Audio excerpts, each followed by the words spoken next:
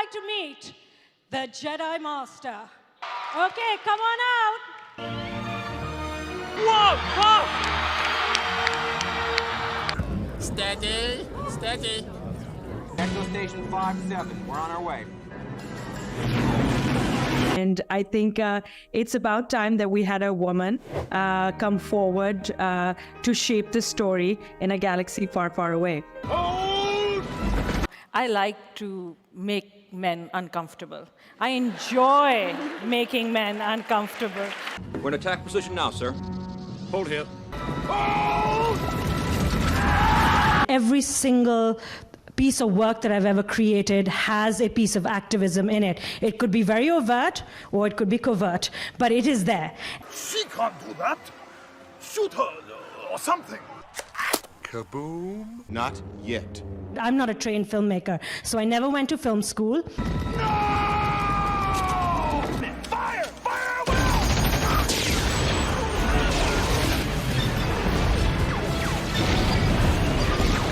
G'day. Well, that didn't take long, did it? Barely a week into the new year, and Star Wars is once again at the centre of a socio-political gender controversy generated from within the halls of Lucasfilm itself. Every 3 minutes, like clockwork. For those that missed it, in an interview on New Year's Eve on CNN with Sharmeen Obaid-Chinoy, the director of the upcoming Star Wars film about Rey, she said this. She's also the first woman and the first person of color to direct a Star Wars film. It's set to be released in 2026. You can say that the force is strong with this one. Here's Sharmeen Obaid-Chinoy. You know, I'm very thrilled about the project because I think what we are about to create is something very special. And we're in 2024 now. And I think it's about time that we had a woman come forward to shape the story in a galaxy far, far away.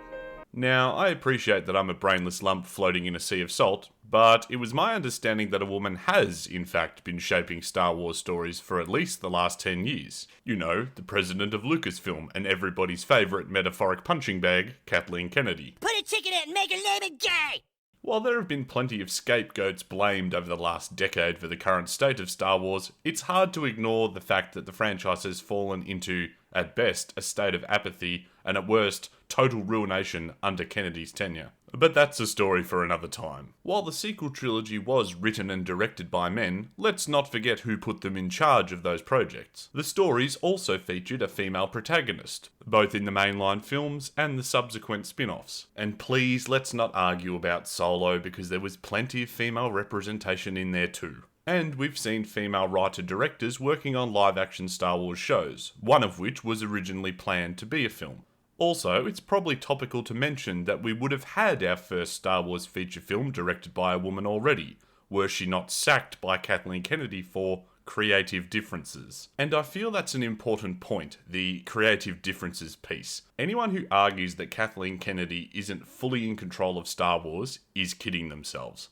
And her rules for Star Wars are quite simple. Follow the Lucasfilm party line of creating content of female empowerment first and foremost, or walk the plank. There is more than enough evidence to support this claim, from sacked directors to rewrites of male-centered projects, through an ever-growing list of shows featuring female heroes at their centre. And while there is no issue with stories following a female protagonist, when they come at the expense of pre-existing and often well-regarded male legacy characters, the reaction from fans, both male and female, is not likely to be positive. So when someone says it's about time there was a woman shaping the stories of Star Wars, they've either not been paying attention, they don't really care about the franchise, or they've got their own agenda that they are keen to push. But we'll discuss that shortly. The topic of sexism is easily weaponized in discussions about the quality of new Star Wars content. But like all things, if one is to understand the great mystery, one must study all its aspects. It is not as simple as girl director equals bad film or show,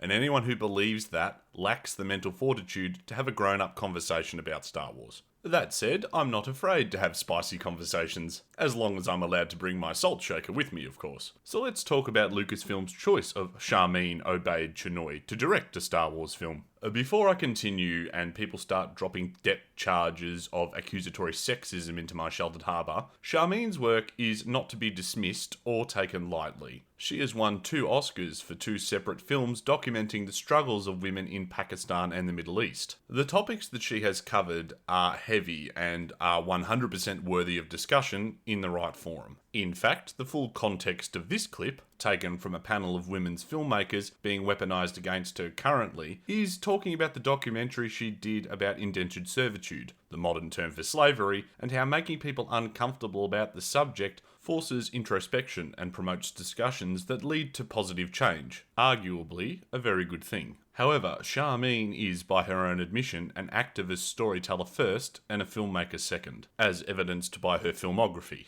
Her first venture into the world of fiction as a filmmaker was in the form of animated children's films in Pakistan, which were seeking to generate cultural change from an early age. Her work on Miss Marvel was, again, first and foremost, about Pakistani representation in Western media.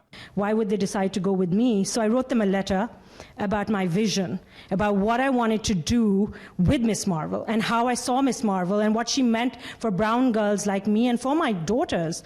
And they really liked the letter. Very much an opportunity to support her activism goals, rather than a passion project for Marvel or the character in particular. There is nothing wrong with this, and she is clearly passionate about women's rights the world over. But my question, which is echoed by countless others, is she the right person to direct a Star Wars movie? To borrow the words of a writer far greater than myself, you're obliged, any author I imagine, is obliged to call on his stock.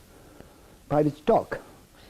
No, both. What he is himself, both, no doubt, what he inherits, his unconscious, and what he has as part of his mental makeup and reading, his memory.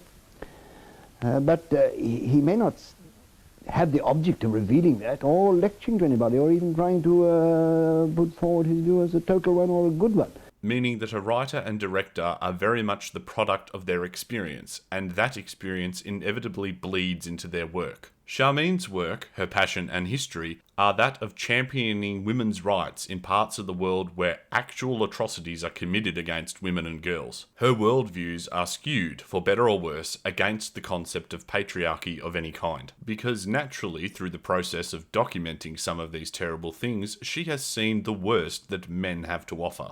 So for a franchise that for the last 10 years has been trending in a female-centric direction, both on-screen and behind the scenes, do fans really want or need a film directed by an activist best known for overt female empowerment messaging, hired by a president who shares the same ideology? Oh, I don't think so. But of course, I can hear the pseudo-intellectual tuner now.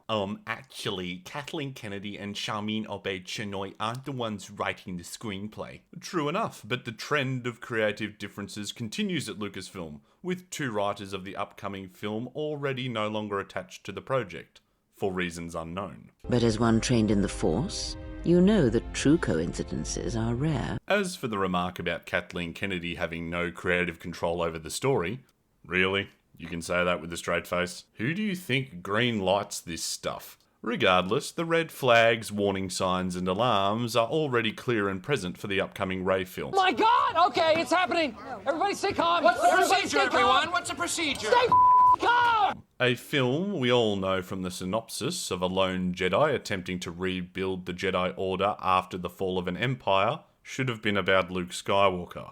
Why isn't it possible? It's just not. Why not, you stupid bastard?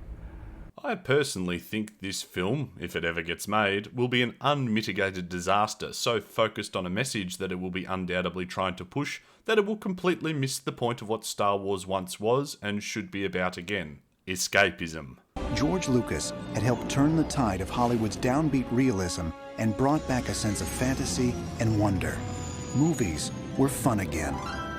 But maybe escapism is too much to hope for from Hollywood in 2024. All I know is I'm personally sick of being preached at every time I sit down to watch a modern film. Wouldn't it be nice to sit down and watch a movie where the director, writer, and team behind the project put the story and characters first and left their activism where it belongs? And maybe hired someone for their directorial prowess, or their writing ability, or even just their passion for Star Wars. I mean, at this stage, any of those three would be fine. I'm not saying a director known for doing documentaries about women's rights won't be able to pull something magical out of the bag. After all, no one was expecting the Lord of the Rings trilogy to come from a director who'd only produced low-grade horror films prior to their release. But the best predictor of future behaviour is past behaviour, and Lucasfilm hasn't missed a step on their march to mediocrity and fan apathy thus far. But hey, don't take my word for it. Search your feelings, Lord Vader.